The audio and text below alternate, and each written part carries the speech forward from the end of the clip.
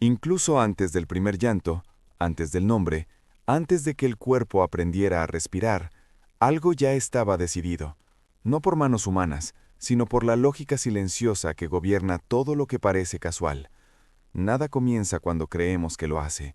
La vida no comienza al nacer, simplemente cruza otro umbral. Y es aquí donde entro, no como personaje, sino como una conciencia que observa desde arriba, que reconoce patrones donde otros den confusión. Afirmo, todo origen lleva un código, y algunos códigos nacen envueltos en la ruptura. La llegada al mundo no se celebró con certeza, sino con vacilación. La elección no fue sencilla ni cómoda. Una joven madre soltera, intelectualmente prometedora, pero rodeada de limitaciones invisibles, tomó una decisión que parecía racional, pero que estaba llena de conflicto. No se trataba solo de dar a luz, se trataba de intentar alinear destino y expectativa, espíritu y forma. Creía que la mente necesitaba un terreno específico para florecer. Exigía diplomas, exigía garantías, exigía un futuro. Pero el futuro rara vez acepta ser moldeado por las exigencias. En el último momento, cuando todo parecía resuelto, el mecanismo falló. La pareja ideal se retiró. La razón era banal, casi cruel en su simplicidad. Un detalle biológico deshizo un plan cuidadosamente elaborado. Así funciona la ley.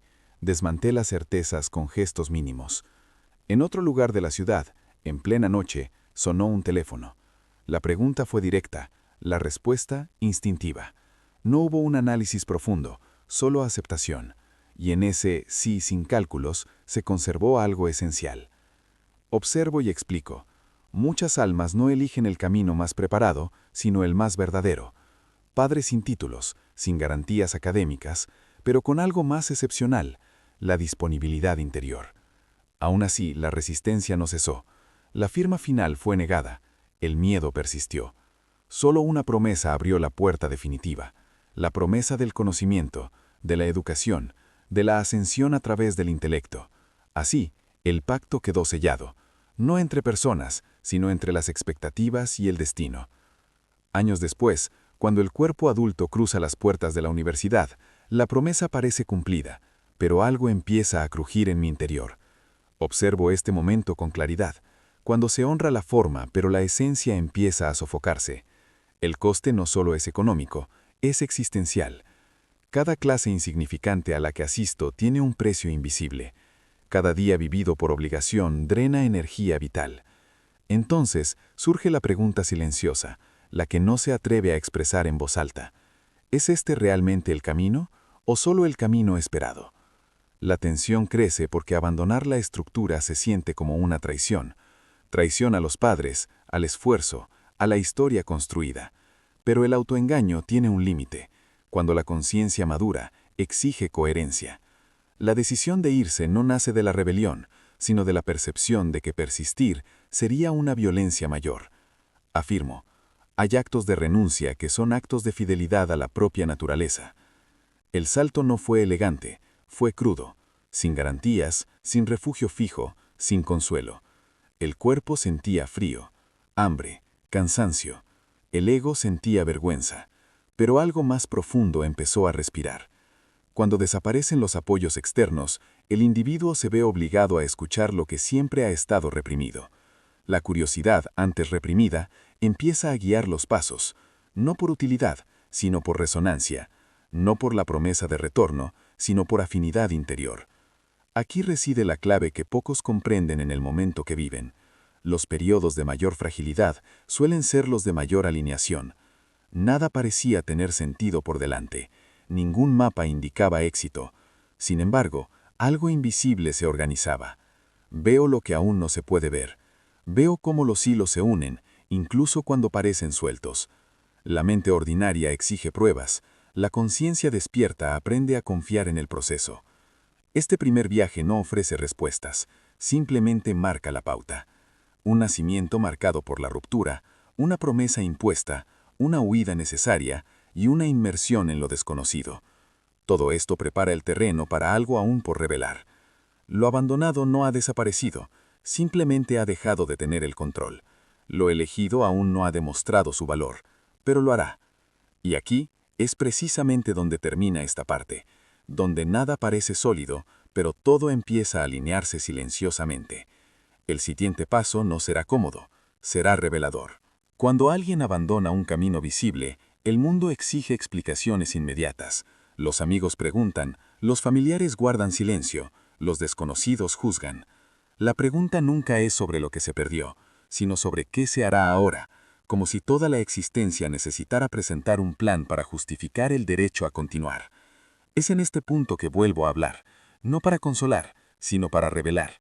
El vacío que se abre tras la renuncia no es una falla del sistema, es el sistema mismo en su forma más pura. Sin registro, sin credencial, sin domicilio fijo, los días adquieren una textura diferente. La rutina deja de ser impuesta y se improvisa.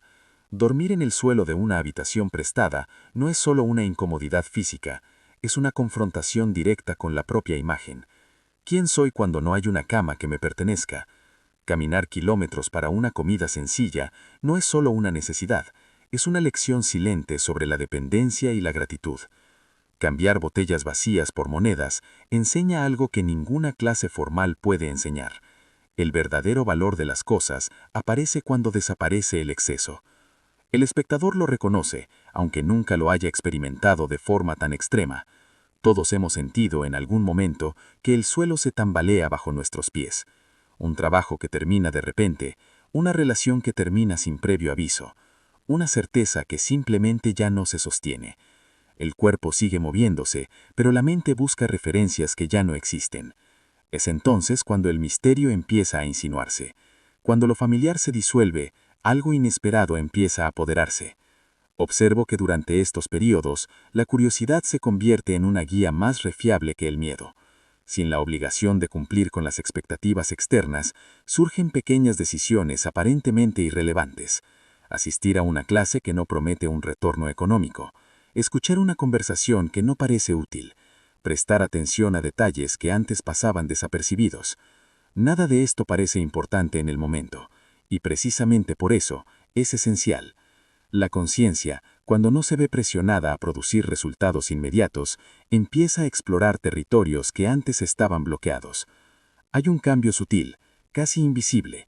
El sufrimiento no desaparece, pero su función cambia. Deja de ser un enemigo y se convierte en un filtro. Lo que no importa se desvanece por sí solo. Lo que resuena permanece. El frío de la mañana, el silencio de los pasillos vacíos, la fatiga acumulada, todo esto crea un estado de mayor conciencia que rara vez se alcanza en momentos de bienestar. La mente se agudiza, la mirada se profundiza, el tiempo se ralentiza. En medio de esta inestabilidad surge lo inesperado, el placer. No un placer fácil, sino el placer de aprender sin presión, de elegir con genuino interés, de seguir una intuición frágil pero persistente. Este es el punto en donde muchos se dan por vencidos, porque no hay aplausos, ni garantías, ni validación externa. Pero también es el punto en donde algo empieza a tomar forma fuera del ámbito visible. Lo digo claramente, cuando el camino no ofrece recompensas inmediatas, empieza a ofrecer verdadero aprendizaje. En esta etapa, la vida cotidiana parece demasiado pequeña para contener lo que sucede en su interior. Mientras el mundo ve a un joven perdido, se cultiva algo más profundo. Atención al detalle, sensibilidad a las formas, percepción de la belleza aunque no sea útil. Estas cualidades no destacan en las entrevistas, pero moldean irreversiblemente las decisiones futuras. Lo inesperado empieza a ser frecuente, los encuentros casuales tienen significado, las decisiones aleatorias revelan consecuencias. Y entonces surge la pregunta persistente. ¿Y si todo esto es solo un error prolongado? ¿Y si al final no hay recompensa alguna? Esta duda no es señal de debilidad, es parte del proceso. La diferencia reside en no dejar que te paralice. Afirmo, la verdadera confianza no nace de la certeza, sino de la voluntad de continuar aún sin ella. Hay una extraña sensación de ser guiado por algo invisible. No es febliega ni cálculo racional, es una alineación progresiva entre la acción y la intuición. El espectador lo reconoce en sus propios momentos de decisión, cuando algo simplemente se siente bien, incluso sin una explicación lógica. Esta sensación, ofenamente ignorada, empieza a cobrar fuerza aquí. Nada apunta aún a la grandeza, no hay señales claras de éxito, solo pequeños ajustes internos, casi imperceptibles, pero son estos ajustes los que definirán todo lo que viene después. La inestabilidad que parecía una amenaza se revela como un campo de entrenamiento. La ausencia de estructura externa obliga a construir una estructura interna, y eso lo cambia todo. Esta sección termina sin promesas ni conclusiones, solo con la certeza de que algo se ha activado, una perspectiva diferente, una sensibilidad en formación, un movimiento silencioso que aún no se ha manifestado en el mundo, pero que ya ha empezado a moldearlo.